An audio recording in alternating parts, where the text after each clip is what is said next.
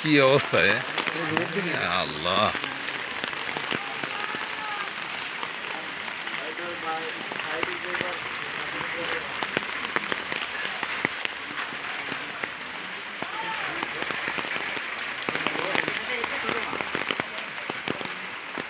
কি মাছ বাজলো?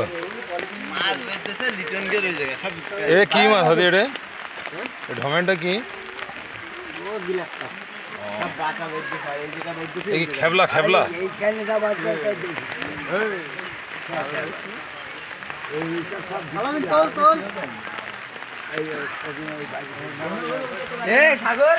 এ কি ধানি তো সব সিলভারে ছাড়বি কোন জায়গায় তো না সস্তরি খাবি না এই সব 20 কেজি বানালে প্রায় 3000 টাকা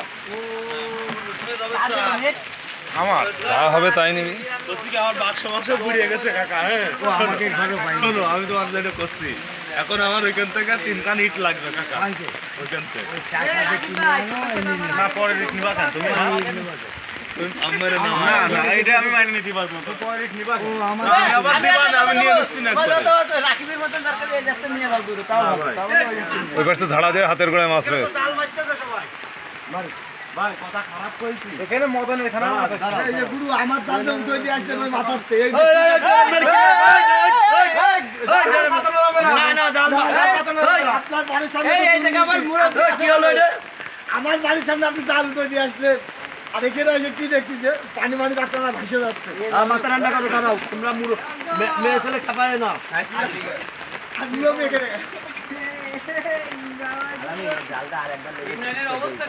সব ঠিক করে দিচ্ছি, সব গুড়া ইট ফিট দাঁড়াই রয়েছি আমরা বারে বারে 10 মিনিট ঘানি রাখ পানি মার এইটা ওজন আন্দাজে মাপে সাইডে দে। না ওই জিও রাখতেছে সব ওইরকম জিয়ে রাখলে তো বাঁচবেন না। না ওই যে নেট দিয়ে রাখে। নেট করি যাও। হ্যাঁ হপা কইরে দিছি না কই হপা কইরে হই যা এই এই ধানি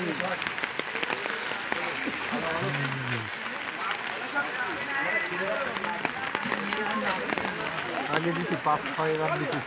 তাই